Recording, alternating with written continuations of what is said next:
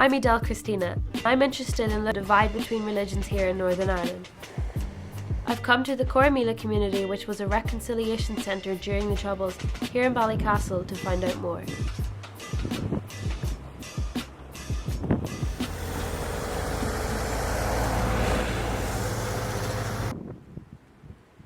I've arranged to meet with long-term community member Pat Murphy to have a look at his side and experience of sectarianism. When did you first come to Correymeela, and for how long have you been a part of here? I first came to Correymeela as a young lad with the youth club from Belfast, from Liganeel, and I came down here with the youth club when I was about 15 years of age. I then came back again when I was 19, just after I had finished my apprenticeship, and I came down with a group of young unemployed lads, 16-year-olds, from the youth club in Liganeel, where at that stage I was a volunteer leader. And while I was here back in 1977, I was persuaded to apply to become a full-time staff volunteer. What type of groups would have came to Correymeela in your time? Well, in my time back in the 70s, Northern Ireland was still in the throes of sectarian violence. There was quite a lot of bombings and shootings and killings that was going on. So we would have been very much focused upon trying to get together with young people, in particular from Catholic and Protestant communities, and bring them into Correymeela where they could get to know each other and hopefully learn that the other person hasn't got horns. Who would be some significant visitors? Well, visitors to Correymeela over the years have included the Dalai Lama, Mother Teresa, Prince Charles, his sister Princess Anne as well. How has Correymeela impacted your life overall? Correymeela acted as a catalyst for me. It's also the place where I first met another volunteer called Joel, who I ended up, a number of years later, I ended up married to. By being at Correymeela, it gave me the motivation to go back to school and to college and on to university. After speaking to Pat, we were taken to lunch, where we met with Alice, and we wanted to hear more from him. My name's Ellis, and at Correymeela I work in hospitality. What type of work does Correymeela currently do? Correymeela works with lots of different groups. It works in marginalisation, it works in sectarianism and kind of public theology. The groups vary from kind of school groups to kind of academic groups, senior management, kind of in different organisations, whether that's governmental or kind of corporate. Really, I think the work of peace and reconciliation is needed in every organisation, family, kind of where there's any idea of conflict. They need to bring people together and to move forwards.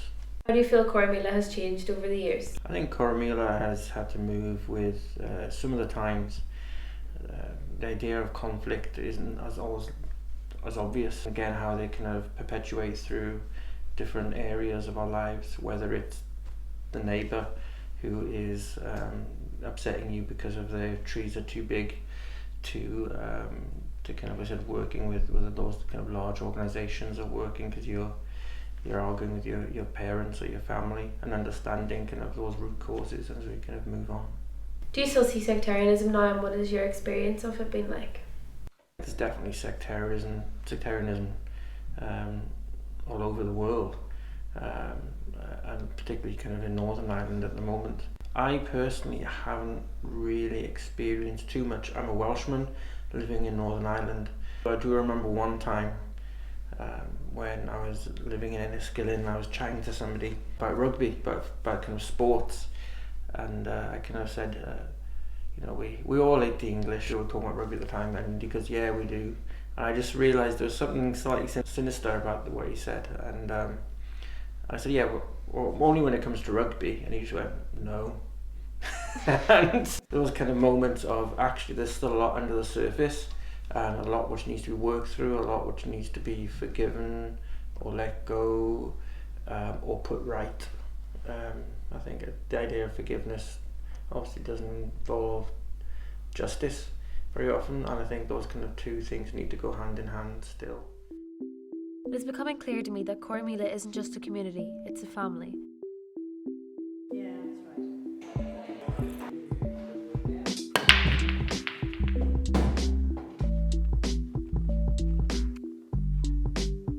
After speaking with Ellis, I realised Corrymeela isn't just about helping others mentally, it's also helping people spiritually. At the Cree I've met Alex Wimberley, and he's agreed to speak with us about his role in the community.